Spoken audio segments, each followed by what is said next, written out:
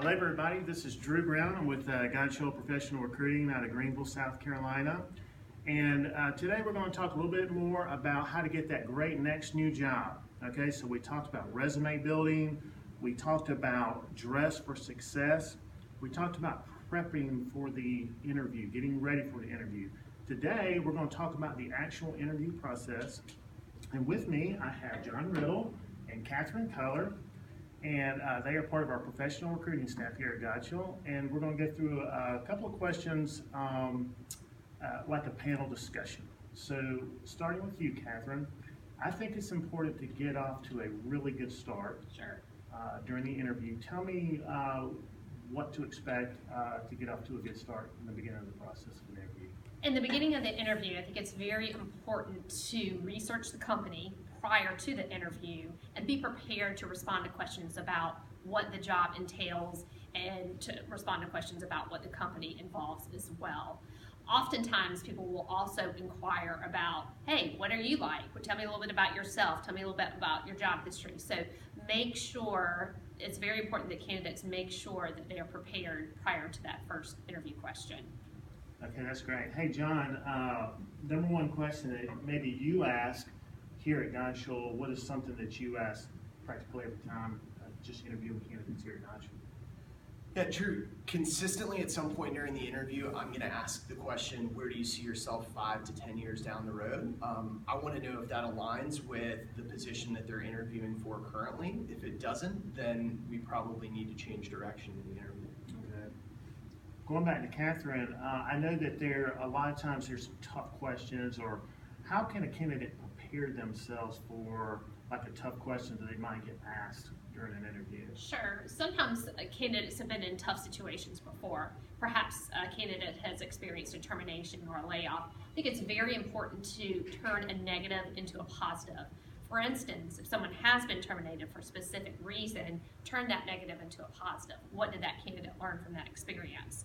Also, a lot of employers will ask, what are the negative attributes of a candidate? And it's important to make that negative attribute also turn into a positive. For example, if a candidate gets very bogged down in details, you could turn that into a positive by saying, hey, I sometimes get bogged down on details, but I'm very thorough and methodical in my work, and I value the accuracy. Yeah, that's good. John, we talk about there's a lot of different styles interviewers will use these days. Tell us about what we see out there in general.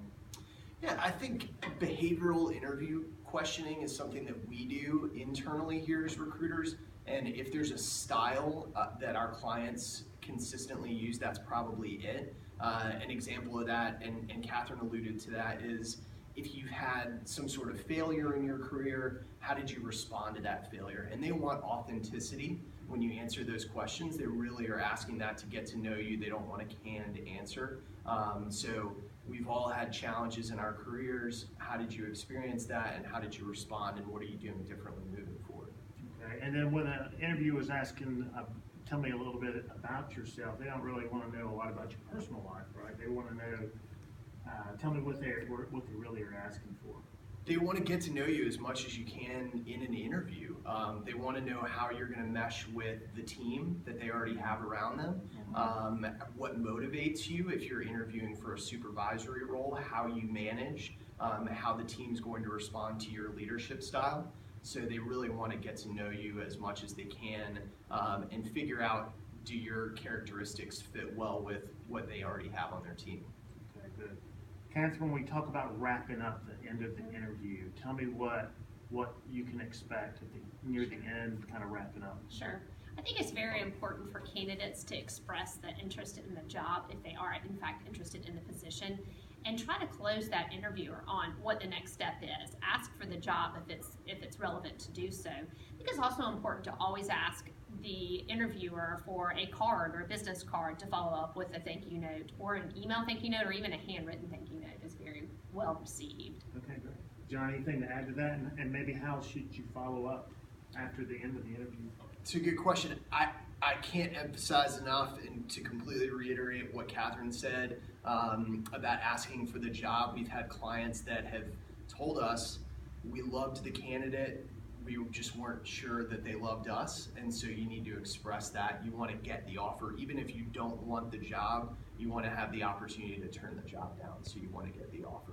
And following up with an email and a handwritten note, as Catherine said, would be a great way to wrap things up. Okay, great.